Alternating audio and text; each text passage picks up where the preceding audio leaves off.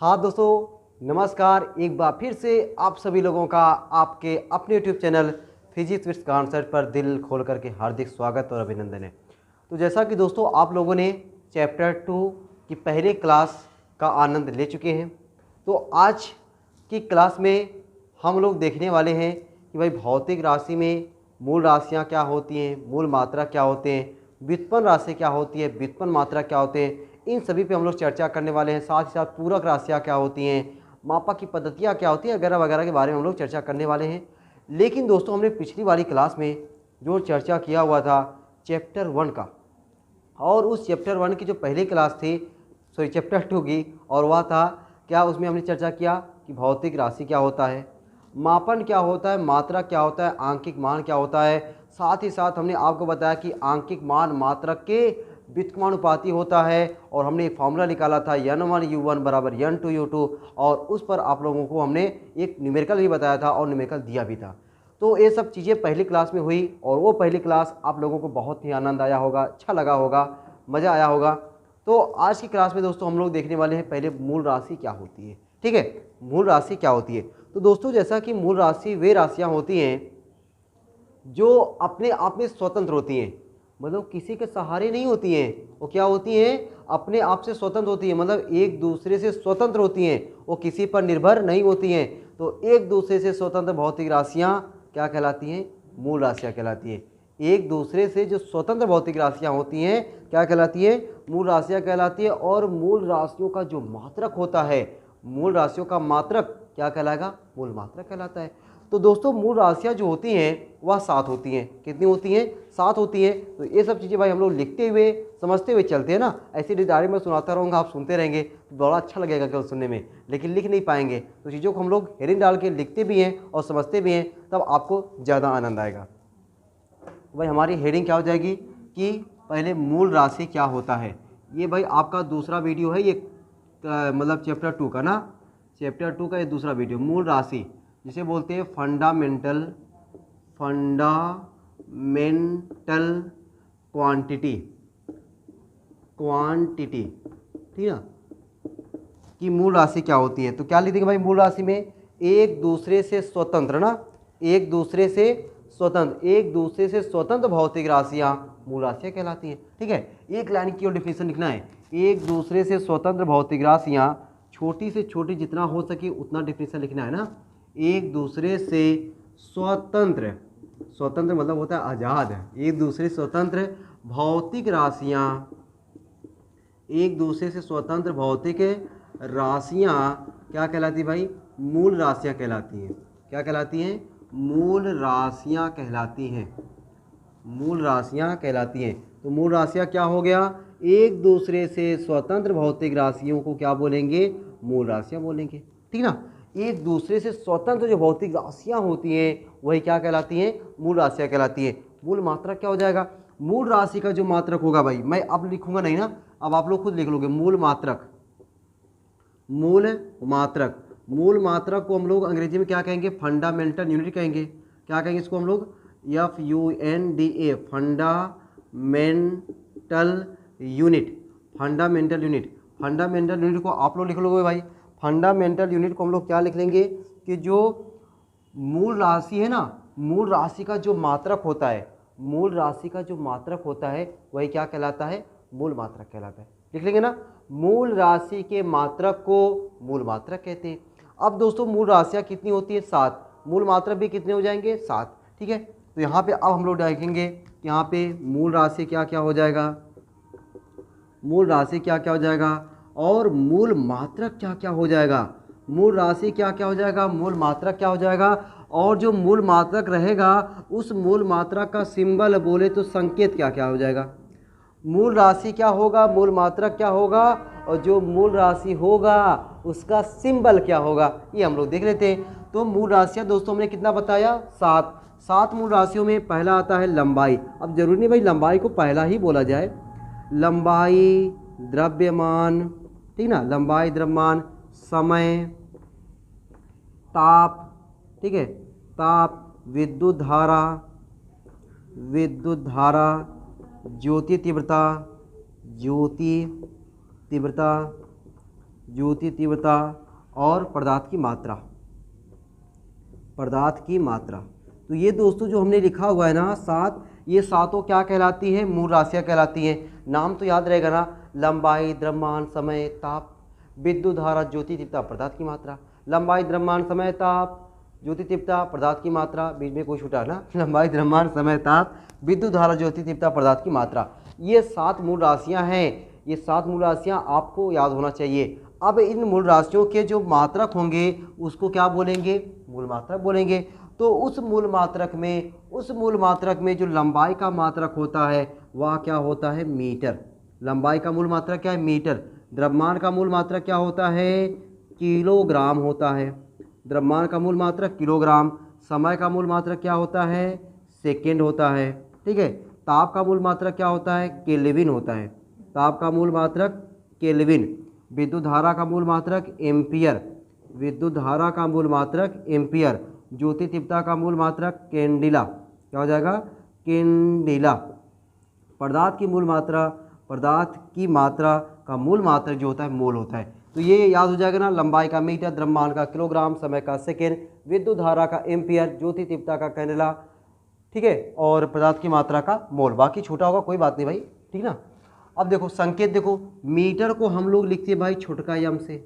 ये देखो किलोग्राम को स्मॉल के, स्मॉल जी, सेकेंड को छोटका यस से, केल्विन को बड़का के से, एम्पियर को बड़का ए से, कैंडिला को छोटका सी, छोटका डी से, मोल को छोटका यम, छोटका ओ, छोटका यल से।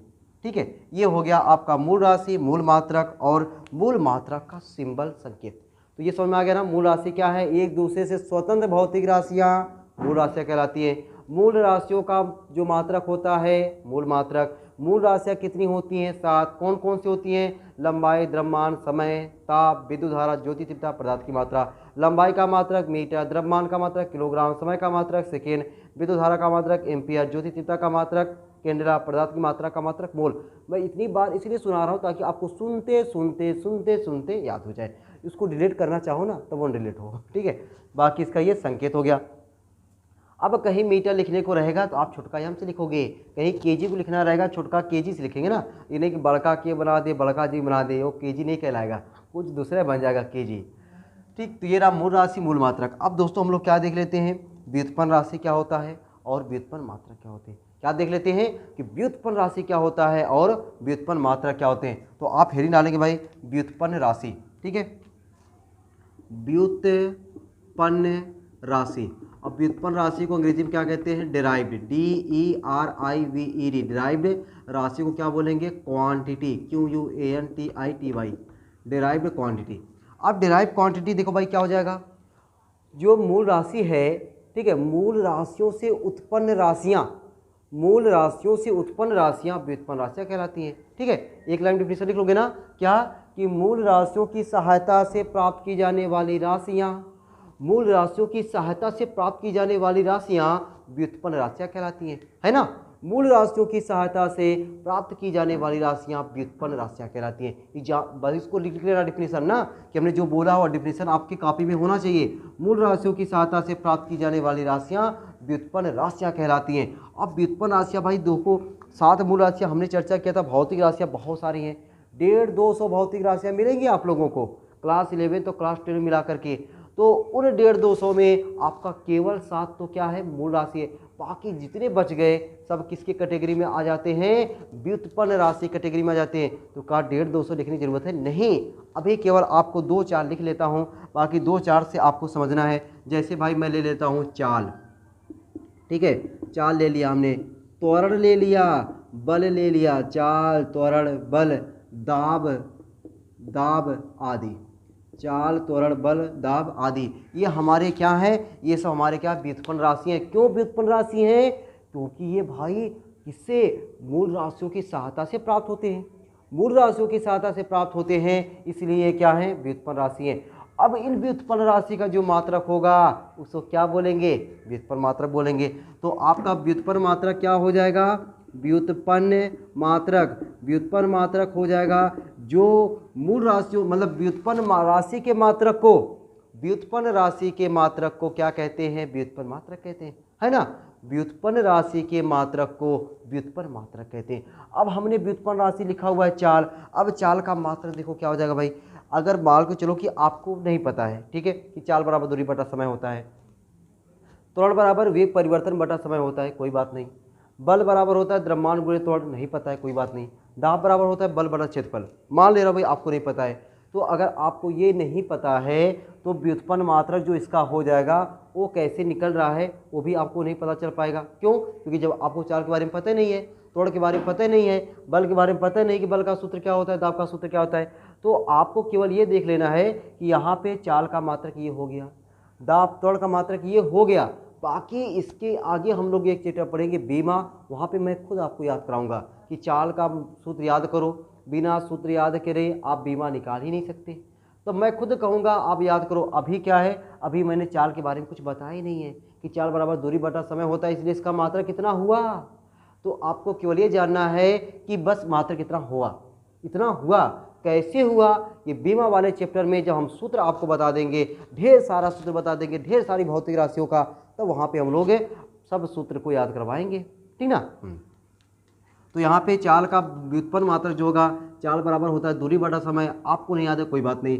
दूरी का मात्रक हो जाएगा भाई मीटर, दूरी का मात्रक मीटर, लंबाई का मात्रक मीटर, समय का मात्रक सेकेंड। तो मीटर प्रति सेकेंड किसका व्युत्पन्न मात्रक हुआ, चाल का।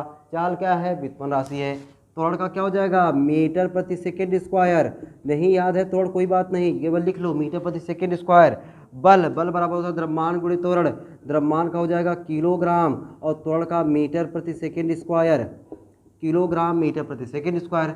दाब बराबर होता है बल बटा क्षेत्रफल, और बल की जगह पे ये और क्षेत्रफल से जब भाग देंगे तो ये मीटर स्क्वायर एक कट जाएगा, तो मैं डायरेक्ट कर दे रहा हूँ किलोग्राम, किलोग्राम मीटर की घाते माइनस मीटर, किलोग्राम प्रति, ऐसे लिख दो किलोग्राम प्रति मीटर, किलोग्राम प्रति मीटर सेकेंड स्क्वायर, ठीक। ये आपका क्या हो गया, दाब का, बल का, त्वरण का, चाल का व्युत्पन्न मात्रक, व्युत्पन्न मात्रक, ठीक है। ये कैसे हुआ कोई ध्यान देने की जरूरत नहीं है, मनोबल गिराने की जरूरत नहीं कह रही है, मेरे समझे में आया, कोई बात नहीं।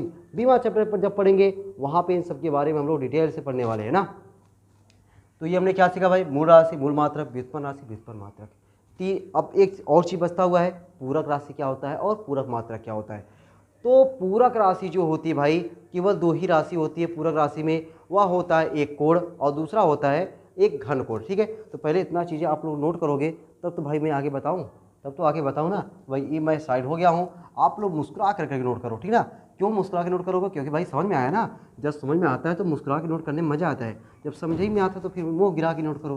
तो आपको मुंह गिरा के नोट करने की जरूरत नहीं है, थोड़ा सा कम समझ में आया करें कि भाई वीडियो है ना, रिकॉर्डेड वीडियो है, जब चाहो पीछे ले जाओ, ठीक है, पीछे ले जाओ, फिर से मुझे शुरू करो। हाँ सर, फिर से आप चिल्लाइए, अब देखते क्यों नहीं समझ में आता हमें, ठीक है। तो ये भाई आपका फ़ायदा है इस वीडियो में कि जहाँ पे नहीं समझ में आया फिर पीछे ले जाओ, फिर पीछे ले जाओ, फिर से शुरू करो। अब क्यों नहीं समझ में आ रहा है तो यहाँ पे देखो, ठीक है। तो अब हम लोग क्या देखते हैं भाई, पूरक राशि क्या होता है। पूरक राशि, पूरक राशि तथा पूरक मात्रक, तथा पूरक मात्रक। तो भैया पूरक राशि वे राशियाँ होती हैं जिसका मात्रक तो होता है, पूरक राशि वे राशि होती है जिसका मात्रक तो होता है परंतु इसका कोनो बीमा नहीं होता है। पूरक राशि वे राशियाँ होती हैं जिसके मात्रक तो होते हैं परंतु कोई बीमा नहीं होती। आपको लगा सर बीमा आप बताए नहीं, बीमा का आप यहाँ पे नाम ले रहे हैं। भाई मेरे केवल नाम जानो बीमा, केवल नाम जानो बीमा कुछ है फिजिक्स में, बाकी है क्या ये हम लोग अगला जब चैप्टर शुरू करेंगे ना, वहाँ पे बीमा बहुत डिटेल से और बहुत लंबा प्रोसेस से और जितना भी हो सकेगा न्यूमेरिकल थ्योरी सब कई क्लास लेकर के मैं आपको बीमा चैप्टर बताऊँगा। क्योंकि बीमा चैप्टर एक ऐसा चैप्टर है जो आपको क्लास 11th ही नहीं क्लास 12 तक आपको साथ देगा। जब तक फिजिक्स पढ़ोगे तब तक साथ देगा, वो कभी साथ छोड़ने वाला नहीं है। तो भाई जो साथ चलेगा कुछ दिन तक, तो उससे हम लोग इतनी अच्छी दोस्ती क्यों, इतना अच्छा दोस्ती करें ताकि लगे कि भाई हाँ ये को मज़ा आया ना। तो उस चीज़ को हम ऐसे करना है कि काफ़ी दिन तक हमें बीमा को समय देना है ताकि आपको बीमा से एकदम डर ना लगे, ताकि 11th हो या 12 आपको एक एक चीज़ बीमा का अगर कहीं भी आए तो आपको लगे यार बीमा वाला आ गया तो ये तो मुझे पक्का समझ में आने वाला है, ठीक है। ये आपको होना चाहिए, तो पूरक राशि क्या हो जाएंगी? वे राशियाँ जिसके मात्रक तो होते हैं, वे राशियाँ या वे भौतिक राशियाँ, कुछ भी कह सकते हैं, वे राशियाँ जिनके या जिसका, जिनके मात्रक तो होते हैं,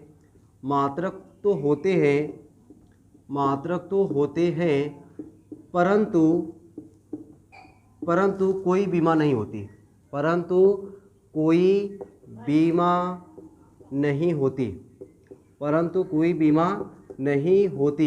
पूरक राशियाँ कहलाती हैं।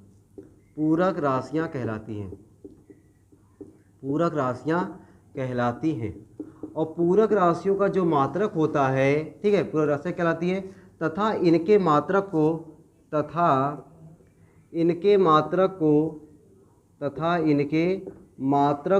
क्या कहेंगे? पूरक मात्रक कहते हैं। तथा इनके मात्रक को पूरक मात्रक कहते हैं। तथा इनके मात्रक को क्या कहते हैं? पूरक मात्रक कहते हैं। तो पूरक राशियाँ क्या हो गई? वे राशियाँ जिनके मात्रक तो होते हैं परंतु कोनो बीमा नहीं होती है, उसे क्या कहेंगे? पूरक राशि कहेंगे। और जो पूरक राशि का मात्रक होगा वही क्या कहलाएगा? पूरक मात्रक कहलाएगा। तो दोस्तों पूरक राशियाँ हमने कितना बताया? 2 बताया। पूरक राशियाँ कितनी होती हैं? 2। तो यहाँ पे लिखेंगे हम लोग पूरक राशि,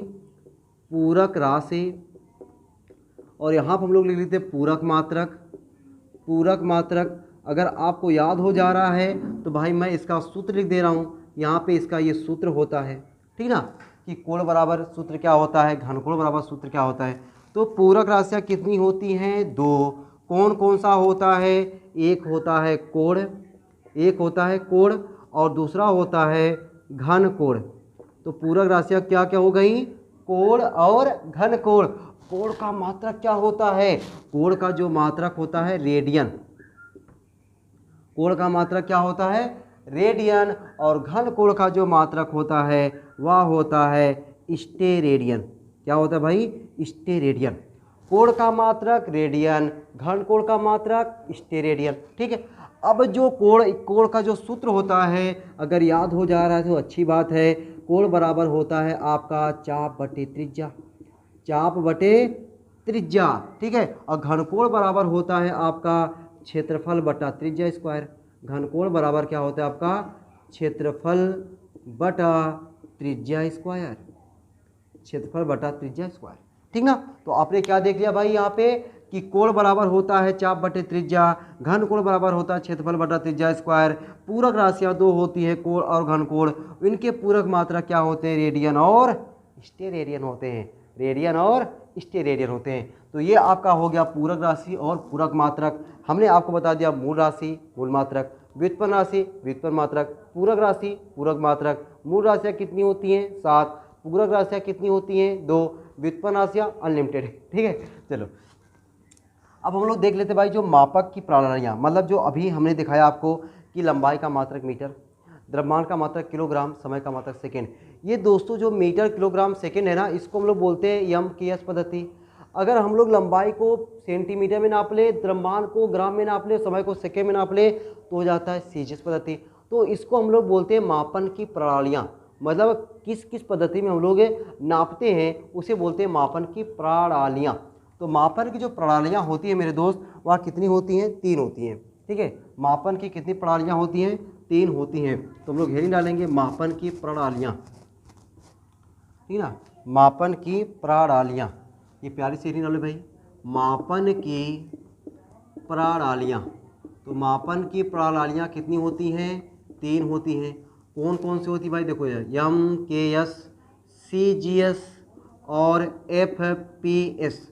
एम.के.एस, सी.जी.एस और एफ.पी.एस ये क्या है? मापन की 3 प्रणालियाँ हैं। तो पहला जो आता है लंबाई वाला आता है, ठीक है, लंबाई। दूसरा आता है द्रव्यमान वाला और तीसरा है समय, लंबाई, द्रव्यमान, समय।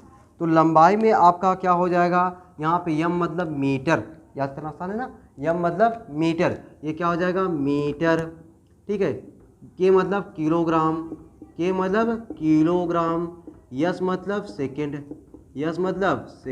Metre kilogram second. सी मतलब सेंटीमीटर, जी मतलब ग्राम, यस मतलब सेकेंड, ठीक है, सेकेंड समझो है वो। एफ मतलब होता है फुट, पी मतलब होता है पाउंड, पी मतलब क्या होता है पाउंड, यस मतलब क्या होता है सेकेंड, फुट पाउंड सेकेंड। तो ये दोस्तों हमने आपको बता दिया मापन की 3 प्रणालियाँ। अब जो ये यमकेएस है ना, यमकेएस यानी मीटर किलोग्राम सेकेंड, ये वाली पद्धति को हम लोग ज़्यादा यूज करेंगे। उसके बाद हमको कभी कभी कन्वर्ट करने को मिलता है कि यमकेएस को सीजीएस से बनाइए या फिर सीजीएस को यमकेएस से बनाइए, मतलब ये कन्वर्ट करने में भी हमको इसका बहुत यूज मिलने वाला है, ठीक ना। जैसे हमने बताया कि 5 मीटर में कितना सेंटीमीटर होता है, तो आपने क्या किया, यमकेएस को सीजीएस में कन्वर्ट कर दिया, यमकेएस को सीजीएस में कन्वर्ट कर दिया, तो आपको कन्वर्ट करने को भी मिलेगा यमकेएस को सीजीएस में या सीजीएस को यमकेएस में। 1 न्यूटन में कितना डाइन होता है, ये क्या है, यमकेएस को सीजीएस में कन्वर्ट करो। 1 जूल में कितना अर्ग होता है, यमकेएस को सीजीएस में कन्वर्ट करो। ऐसा आपको कन्वर्ट करने को मिलेगा। ये कहाँ मिलेगा, बीमा वाले चैप्टर में मिलेगा। कहाँ मिलेगा दोस्तों, बीमा वाले चैप्टर में मिलेगा कि 1 जूल में कितने अर्ग होते हैं, बीमी विधि से बताएंगे।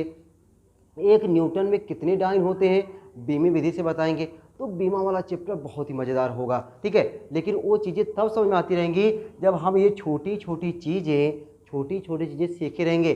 जितना छोटी छोटी चीज़ें, जितना बेसिक चीज़ें अगर हम लोग दोस्तों समझे रहेंगे, आगे के जितने भी चैप्टर है ना, एक दूसरे से कनेक्टेड हैं, एक दूसरे से क्या है, कनेक्टेड है। जैसे आपको भाग लगाने से पहले जोड़ घटाना आना चाहिए, गुणा आना चाहिए। अगर जिस बंदे या बंदी को जोड़ घटाना गुणा नहीं आता, क्या उसको भाग आएगा, एकदम नहीं आएगा, एकदम सवाल ही नहीं होता। उसी तरीके से कोई भी फिजिक्स की टॉपिक आपको अच्छे से तभी समझ में आएगी जब आप पहला, दूसरा, तीसरा चैप्टर का एक एक पॉइंट बढ़िया तरीके से समझे रहेंगे, नोट किए रहेंगे। वो भाई चीज़ें अगर आप नोट किए रहेंगे ना, तो आगे पीछे समझने में बहुत ही आसानी होती है, ठीक है। इसीलिए हर एक पॉइंट को नोट करिए, सुंदर सा नोट्स बनाइए, और यहाँ पर आपको रेगुलर टाइम पर वीडियो मिलने वाली है, ठीक ना। रेगुलर टाइम पे यानी हफ्ते में कम से कम मैं 4-5 वीडियो आपको दूंगा, और कोशिश करूंगा कि आपका जो सिलेबस है वह 30% जो कटा है ना उसको इग्नोर करेंगे, 30% जो कटा उसको भी पढ़ाया जाएगा। क्यों, क्योंकि भाई जितना ज़्यादा हम लोग पढ़ेंगे ना, हमको पूरा 100% पढ़ना है। कहाँ क्लास 11th हमको बोर्ड पेपर देना है, बोर्ड पेपर तुमको 12 में देना है, 12 में 30% काट के पढ़ा रहा हूँ, वहाँ पे आपको 30% है वो नहीं पढ़ाऊँगा जो कटा हुआ है। क्यों, क्योंकि बोर्ड हमको देना है, उसका नंबर तो हमें लाइफ टाइम याद रहेगा। इसमें क्या है, हमको इसका नॉलेज जितना गेन कर लेंगे वो हमारे लिए बेनिफिट है। तो हमें नॉलेज के पीछे पढ़ना है क्लास 11th में, और क्लास 12 में जा कर के नंबर के पीछे पढ़ना है। तो नंबर के पीछे तभी पढ़ पाओगे जब क्लास 11th में जितना ज़्यादा नॉलेज रहेगा वही चीज़ तो हमको पढ़ने में और सहायक करेगा। पर चला नॉलेज है ही नहीं है, क्लास 12 में मन ही नहीं लगेगा, तो जो बड़ा बड़ा सपना है ना, बड़ा बड़ा सपना अधूरा रह जाएगा। तो बड़े सपने को अभी से साकार करने के लिए सोचो कि अभी से अगर हम लोग बढ़िया से पढ़ते रहेंगे तभी हमें बड़े बड़े सपने आसान लगेंगे, ठीक है। तो ये हो गया हमारा एमकेएस। अच्छा दोस्तों, इसी एमकेएस को हम लोग क्या बोलते हैं, एसआई पद्धति बोलते हैं, ठीक है। एमकेएस को क्या बोलते हैं, एसआई पद्धति। लिख देता हूँ, एमकेएस पद्धति को एसआई पद्धति। एसआई मतलब क्या होता है, इंटरनेशनल सिस्टम। एसआई मतलब क्या हुआ, INTERNATIONAL international, SYSTEM system, international system. इसी को हिंदी में बोलते हैं अंतर्राष्ट्रीय पद्धति भी कहते हैं, ठीक है, लिख लेना, अंतर्राष्ट्रीय पद्धति भी कहते हैं। किसको कहते हैं, एमकेएस पद्धति को। एमकेएस पद्धति को मेरे दोस्तों क्या कहते हैं, इंटरनेशनल सिस्टम, अंतर्राष्ट्रीय पद्धति भी कहते हैं, ठीक है। तो एमकेएस मतलब मीटर किलोग्राम सेकेंड, सीजीएस मतलब सेंटीमीटर ग्राम सेकेंड, या पीएस मतलब फुट पाउंड सेकेंड। उम्मीद है दोस्तों आज की क्लास में जो हमने सिखाया वो आप लोगों को बहुत ही अच्छे से समझ में आ गया होगा, ठीक है। आज की क्लास में हमने चर्चा किया मूल राशि क्या होता है, मूल मात्रा क्या होता है, व्युत्पन्न राशि क्या होता है, व्युत्पन्न मात्रा क्या होता है, पूरक राशि क्या होता है, पूरक मात्रा क्या होता है, और मापन की प्रणालियाँ कितनी होती हैं, एसआई क्या होता है, एमकेएस क्या होता है, सीजीएस क्या होता है, एफपीएस क्या होता है। ये सब चीज़ें दोस्तों आपको समझ में आ गई होगी बढ़िया तरीके से, और बढ़िया तरीके से आप लोग नोट भी आप लोग बनाते चल रहे होंगे। तो दोस्तों फिर मिलते हैं अगली क्लास में, और अगली क्लास में हम लोग सीखेंगे कि त्रुटि क्या होती है। हमारा चैप्टर का नाम था ना मापन, मात्रक तथा त्रुटि विश्लेषण। अब हम लोग त्रुटि के बारे में पढ़ेंगे कि त्रुटियां होती क्या हैं, त्रुटियाँ कितने प्रकार की होती हैं और क्या क्या होती हैं, त्रुटियों के बारे में बहुत डिटेल से पढ़ना है। ठीक है, तो ये उम्मीद है कि इतनी चीज़ें अगर आपको समझ में आई होगी तो आगे भी चीज़ें अपने आप समझ में आती रहेंगी। ठीक ना। तो अगर आपको वीडियो अच्छा लग रहा है तो इस वीडियो को ज़्यादा से ज़्यादा लोगों के पास शेयर करें। आपके जितने भी दोस्त यार हैं उन सभी को फिजिक्स की ये वीडियो ज़रूर पहुंचाएं ताकि वो लोग भी इस फिजिक्स को अच्छे से पढ़ सकें। ठीक है, और जितना ज़्यादा हेल्प हो सक रहा है भाई, आप लोग हेल्प करने का प्रयास करें। फिर मिलते हैं अगली क्लास में, तब तक के लिए सबको बाय बाय।